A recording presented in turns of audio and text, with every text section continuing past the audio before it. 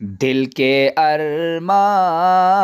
آنسوؤں میں بہہ گئے۔ السلام علیکم ناظرین، آپ کو معلوم ہے کہ انڈیا ہمارا ایک ایسا پڑوسی ہے جس کی ہمیشہ یہی کوشش ہوتی ہے کہ پاکستان کو کسی نہ کسی طرح سے مشکل میں ڈالا جائے۔ یہی وجہ تھی کہ دیامر باشا ڈیم کے پروجیکٹ کا افتتاح سن 1998 میں ہوا تھا، لیکن پھر اس کے بعد 20-25 سالوں تک اس پروجیکٹ پر کام شروع نہیں ہو سکا تھا، اور اس کی وجہ بھی انڈیا کے ہتھ کنڈے تھے، کیونکہ انڈیا نے ہر فورم پر اس ڈیم کے خلاف آواز اٹھائی تھی، اور انڈیا کا یہ دعویٰ ہے کہ یہ ایک متنازع علاقے میں بن رہا ہے، لہٰذا یہ ڈیم نہیں بننا چاہیے۔ انڈیا کے اس متعصبانہ رویے کی وجہ سے بیرونی سرمایہ کار اس ڈیم میں اپنا سرمایہ لگانے کو تیار نہیں تھے، جہاں پاکستان کو اس ڈیم پر کام شروع کرنے کے لیے بہت ہی محنت کرنا پڑی، اور بالآخر چند سال پہلے پاکستان نے اپنی مدد آپ کے تحت اس ڈیم پر کام شروع کر دیا، اور اب بڑی تیزی کے ساتھ اس ڈیم پر کام جاری ہے،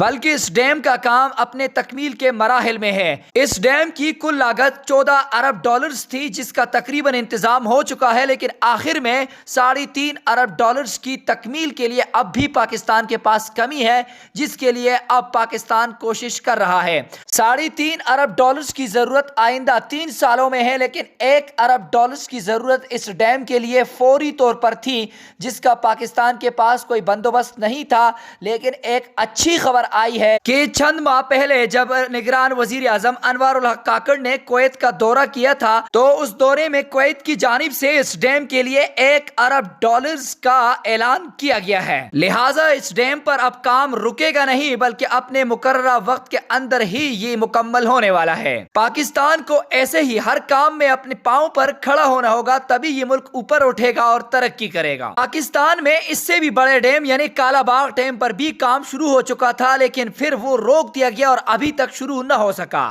اس لیے کہ اس ڈیم میں جو علاقے متاثر ہو رہے تھے، ان علاقوں کے باشندے اور نمائندے اس ڈیم کے خلاف احتجاج کرنے لگے تھے، تب حکومت کو اس ڈیم پر کام مجبوری سے روکنا پڑا۔ لیکن چلیں جیسے بھی ہو، اپنے لوگوں کا خیال رکھنا چاہیے۔ لیکن خوشی اس بات کی ہے کہ جہاں بیچ میں انڈیا رکاوٹ بن رہا تھا، پاکستان نے اس رکاوٹ کو دور کر دیا۔ اب ہم آپ کو بتاتے ہیں کہ باشا ڈیم اتنا ضروری کیوں تھا، اس کے کیا کیا فوائد ہیں، اور یہ مستقبل میں پاکستان کی تقدیر کو کیسے بدل سکتا ہے۔ تو جناب، صرف باشا ڈیم ہی نہیں ہے، بلکہ باشا ڈیم کے علاوہ مومن ڈیم، داسو ڈیم اور ان کے علاوہ کئی دیگر چھوٹے چھوٹے ڈیمز پر اب بھی کام جاری ہے، جو مل کر پاکستان کی تقدیر کو بالکل بدل کر رکھ دیں گے۔ چونکہ آج ہم صرف باشا ڈیم کی بات کر رہے ہیں، تو باشا ڈیم کے بڑے فوائد میں سے چند فوائد یہ ہیں کہ پاکستان کے سسٹم میں 4500 میگا واٹ بجلی شامل ہو جائے گی، جس سے پاکستان میں انرجی کا جو بحران ہے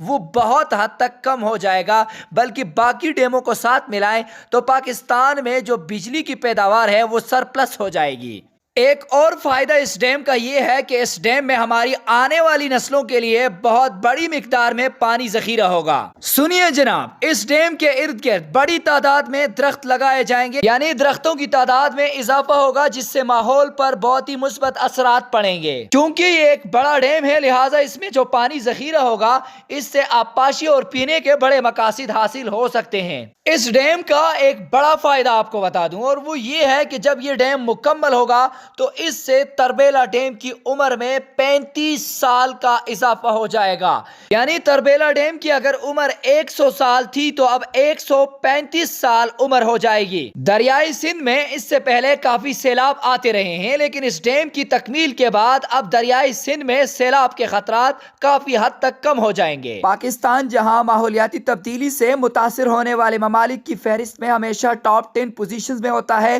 وہیں خوشائند بات یہ ہے کہ ہمارے حکمران بڑے اقدامات اٹھا رہے ہیں۔ اس کی زندہ مثال بلینز ٹری سونامی ہے، ڈیموں کی تعمیر ہے، پلاسٹک بیگز پر پابندی ہے، اور اسی طرح مزید دیگر اقدامات بھی ہیں۔ اللہ اس پر استقامت نصیب فرمائے۔ ایسی مزید اچھی ویڈیوز کے لیے چینل کو لائک اور سبسکرائب کیجیے گا، کامنٹ باکس میں اپنے کامنٹ کا اظہار کیجیے گا۔ اللہ حافظ۔